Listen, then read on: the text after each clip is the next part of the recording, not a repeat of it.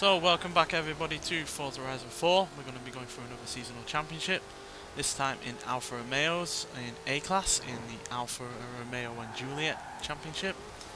So yeah, we'll probably avoid one of the cars that we've used in a recent championship, but should have plenty of other really good Alfa Romeos to try out. So yeah, let's get there in this rather great Lexus and see what the best of Alfa Romeo can do in terms of racing capabilities. So yeah, obviously we don't have all that many modern ones to choose from, but still should be plenty of them in A-class to choose from nonetheless. You have arrived at your destination. So let's take a look. You ready for a great championship this spring? What am I saying? You wouldn't have signed up if you weren't. So yeah, we've got the Alfa Romeo Giulia Quadrifoglio, the 4C, the 3.3 Stradale and the 8C Competizione. More modern cars than I thought. To be honest, I thought there would have been a couple more older ones in A-class, but regardless, yeah, we've got a few to choose from. I think we'll go with the 4C to start with because it's easily the best, one of the best handling cars here. Says the saloon is better in terms of handling by slight amount, but yeah, the braking is significantly better in the saloon. Most likely because it weighs so much it needs the extra braking. But yeah, let's go for the 4C, lightweight, mid-engine, rear-wheel drive, fair decent amount of horsepower and torque. Quite wide, so hopefully the roads aren't too narrow, but that's the only real issue with this car. Everything else is tip-top. And easily one of the better sports cars from the last few years. So let's see what it can do. Seems to be getting a lot of races at night time lately.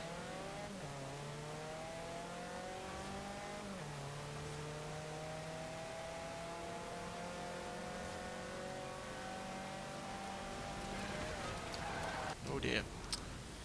Turned in a little too soon there, and the fence not only slowed me down but decided to drag me around.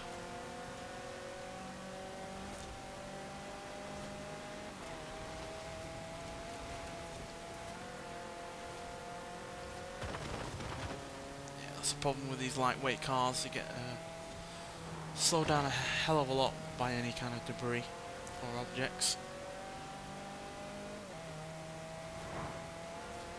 That's why you have to be really careful with these kind of cars.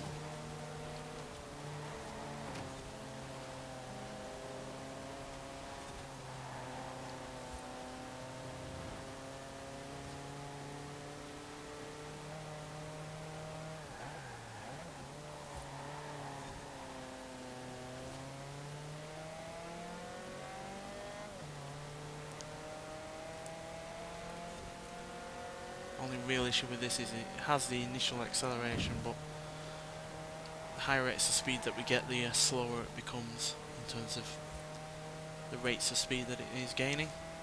So that's the only major issue with this car.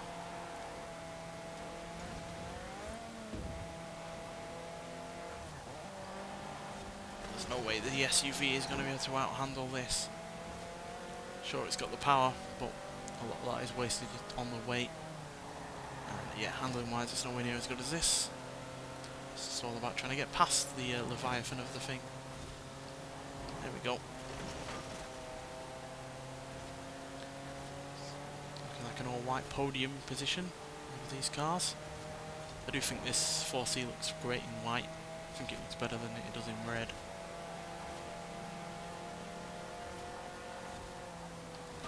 So one good thing about Alfa Romeos, they generally look good in plenty of different colours.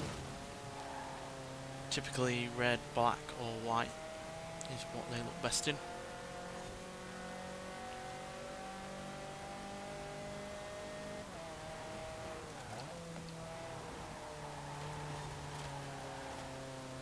Right, final dash to the finish line. Does sound pretty good as well, this 4C, nice and snouty in terms of its noise. But there we go, comfortable first place position.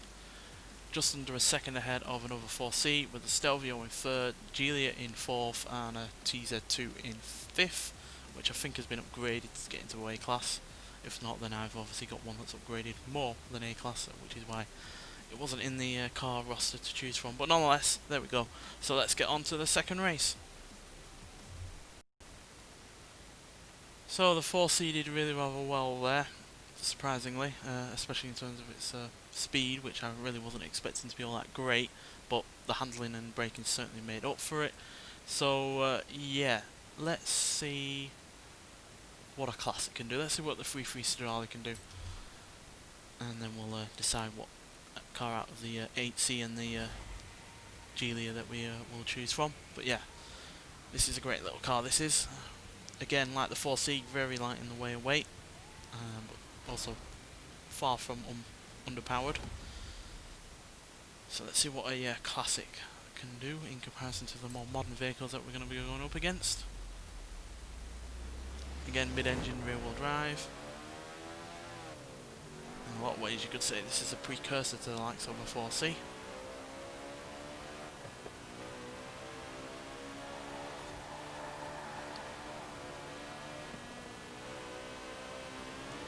This revs far higher than that 4C does, and is obviously naturally aspirated.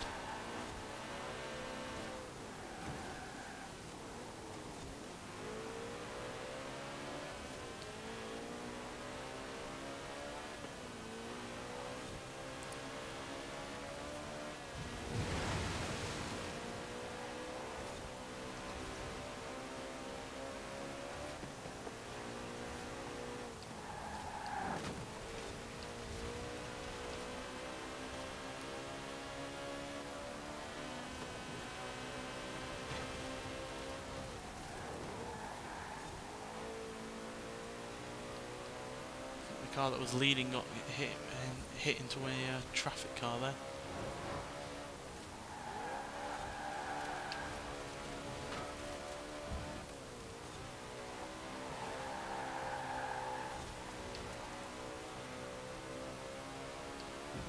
It's absolutely remarkable how good this car still is, even though it's decades older than the competition.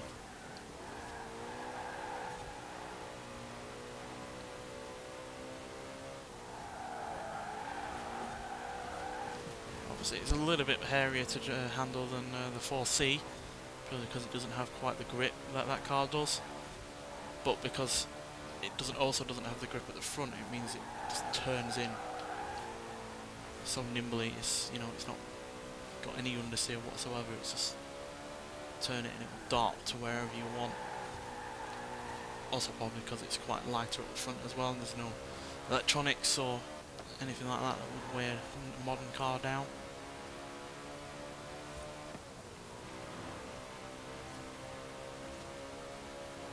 And it's also far from slow, which is always a good thing.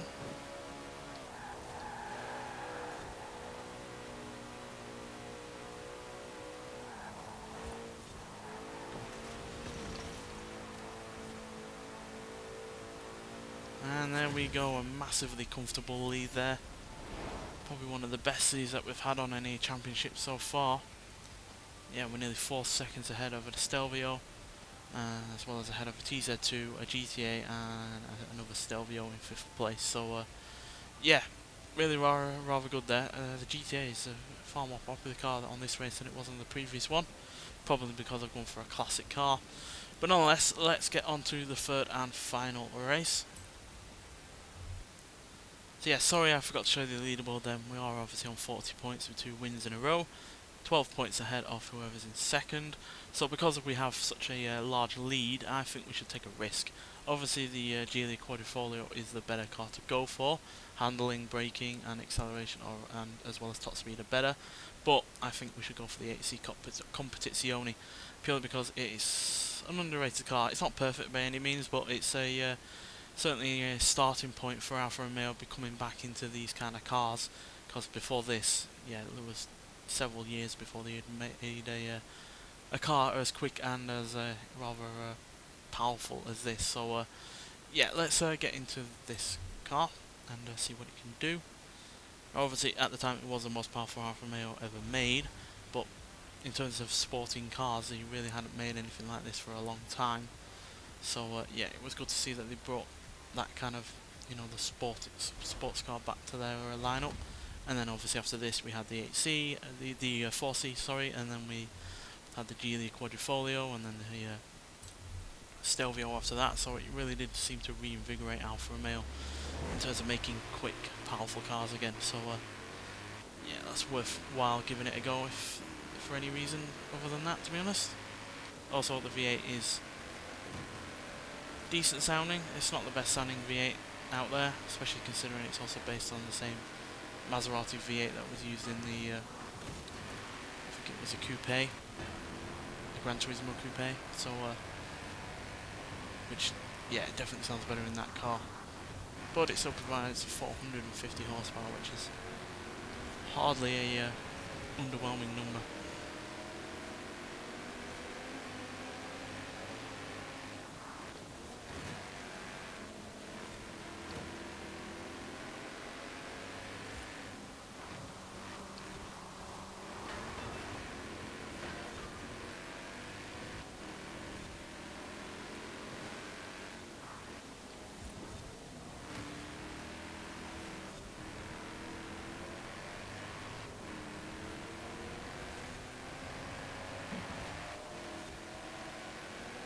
So as you can see, it's hardly a slow car.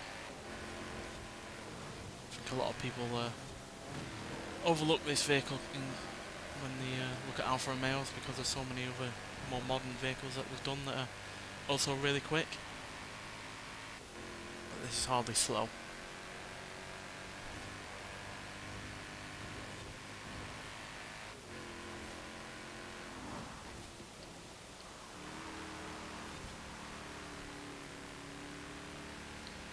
It's reasonable in terms of handling as well, especially since it's obviously got that V8 up front, but then it's got its gearbox at the back. So yeah, 49% weight up front is not half bad. Obviously it would have been better had it been 50-50, but still pretty bang on the money, to be honest.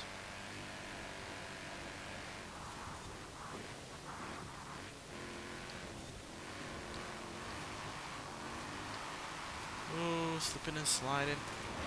Oh dear, come on, get grip.